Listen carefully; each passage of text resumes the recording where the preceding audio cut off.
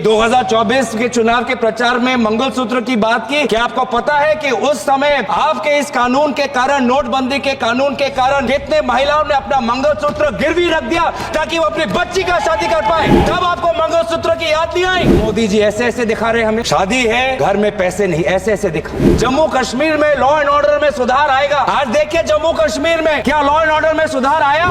नोटबंदी लाया डिजिटल करने के लिए, प्रधानमंत्री का ऐड भी आया पेटीएम के साथ। 8 साल में कितना डिजिटल हुआ?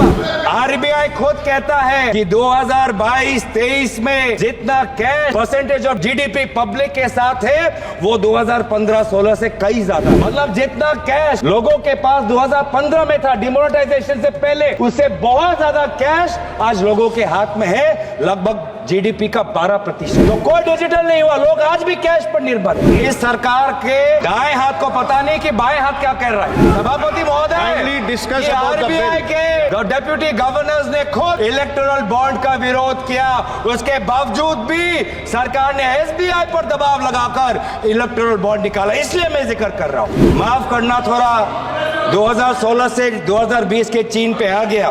ये जीएसटी के द्वारा कमजोर और मध्यम वर्ग के कंपनियों की रीढ़ की हड्डी तोड़ दी और इंसॉल्वेंसी एक्ट लाकर बड़े बड़े कंपनियों को हेयर कट का मुनाफा देकर उन्होंने बड़े कंपनियों को मदद की। ये बिल अधूरा है। भारत के अर्थव्यवस्था को और सशक्त करने के लिए आपको एक संपूर्ण और एक ताकतवर बिल लाना चाहिए था। जैसे कि आदरणीय वित्त मंत्री ने कहा कि ये बैंकिंग का जो ये बिल है, ये बैंकिंग गवर्नेंस और इन्वेस्टर प्रोटेक्शन के संदर्भ में लाया गया है और ये कुछ अहम एक्ट की संशोधन करता है।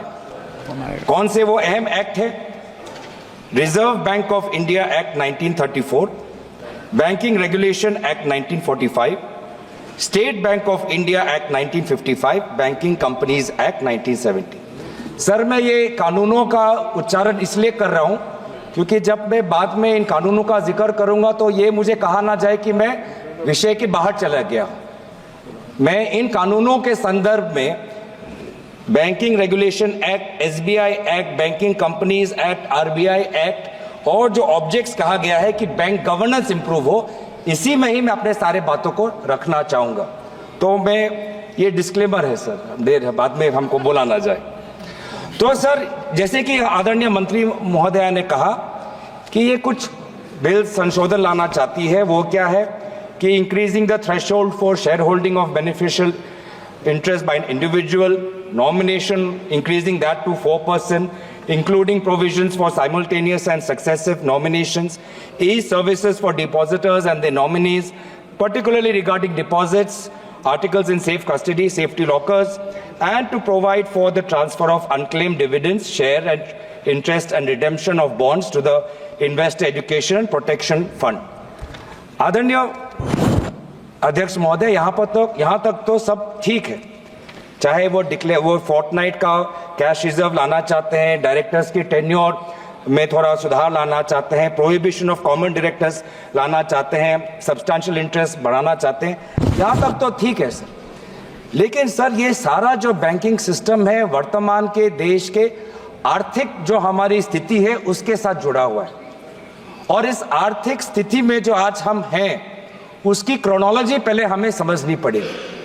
क्योंकि ये बैंकिंग कानूनों को अगर हम सिर्फ आइसोलेशन में देखें तो कहीं ना कहीं आज 4-5 दिन के बाद सदन में दोबारा चर्चा हो रही है, पूरा देश देख रहा है, आपको भी देख रहा है, हमें भी देख रहा है। तो देश चाहता है कि सारे जो मूल मुद्दे हैं उन मूल मुद्दों का उच्चारण हो, विचार हो, विमर्श हो, सत्ता पक्ष अपनी बात रखे, विपक्ष अपनी बात रखे। तो इस कानून के संदर्भ में है, तो अगर कानून के किस संदर्भ में हमने अगर समझना है तो आर्थिक जो स्थिति का जो ढांचा आज यहां वर्तमान की सरकार ने जो तोड़ दिया है वो तोड़ को हमें समझना पड़ेगा, जिसकी शुरुआत आज से लगभग 8 साल पहले हुई। 8 नवंबर 2016 जब रातों रात एक सिद्धांत आया कि 100 और 500 और 1000 के नोट गायब, और उस समय देश ने देखा कि देश के प्रधान सेवक आए और क्या कहा, घर में शादी है लेकिन पैसे नहीं है। मजाक उड़ाया उन्होंने, मजाक उड़ाया उन आंसुओं का जिनके रातों रात जिन्होंने जितना पैसा उन्होंने जमा करके रखा था, बैंक में जो जमा करके रखा था, बैंक से निकाल के जो रखा था, वो 500 गायब, वो 1000 गायब। और मोदी जी ऐसे ऐसे दिखा रहे हमें, शादी है घर में पैसे नहीं, ऐसे ऐसे दिखा रहे। अभी 2024 में मंगलसूत्र की बात की ना, कि 2024 के चुनाव के प्रचार में मंगलसूत्र की बात की। क्या आपको पता है कि उस समय आपके इस कानून के कारण, नोटबंदी के कानून के कारण, कितने महिलाओं ने अपना मंगलसूत्र गिरवी रख दिया ताकि वो अपनी बच्ची का शादी कर पाए? तब आपको मंगलसूत्र की याद नहीं आई? 8 साल हो गए, 8 साल हो गए। क्या हासिल किया मुझे बताए, क्या हासिल किया मुझे बताए, मुझे बताएं कि आज आपने कहा अलग अलग समय पे अलग अलग तर्क, अलग अलग समय पे अलग अलग तर्क। पहले तर्क आया कि इससे कानूनी स्थिति अच्छी होगी, जम्मू कश्मीर में लॉ एंड ऑर्डर में सुधार आएगा। आज देखिए जम्मू कश्मीर में क्या लॉ एंड ऑर्डर में सुधार आया? पूछिए, पूछिए उन साथियों, कृपया जो पिछले सालों में अपने दल के पंचायतों की हत्या हुई, उनकी शहादत का तो आप मजाक मत उड़ाइए। आपके ही दलों के पंचायतों पर, आपके ही दलों के पंचायत नेताओं पर काइंडली एड्रेस द सीमा के उस पार से लोग आके उनकी हत्या की, उनको तो मत भूलिए, हमें तो याद है। Honourable member is requested to address the chair, kindly address the chair. फिर क्या कहते हैं कि नोटबंदी लाया डिजिटल करने के लिए।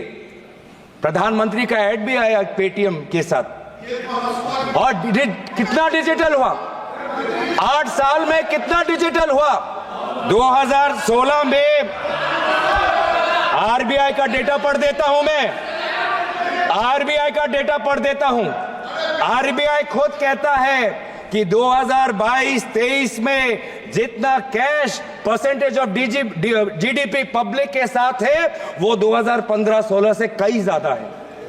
मतलब जितना कैश लोगों के पास 2015 में था डिमोनेटाइजेशन से पहले, उससे बहुत ज्यादा कैश आज लोगों के हाथ में है, लगभग जीडीपी का 12%। तो कोई डिजिटल नहीं हुआ, लोग आज भी कैश पर निर्भर है, लोग आज भी कैश पर निर्भर है। उसके बाद आपने क्या किया? आदरणीय मंत्री यहां पे थे, विदेश मंत्री, बहुत अच्छी बातें की। उन्होंने कहा कि चीन के साथ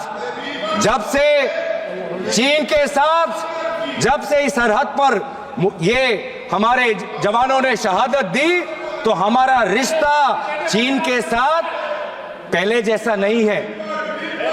it is not normal, not normal.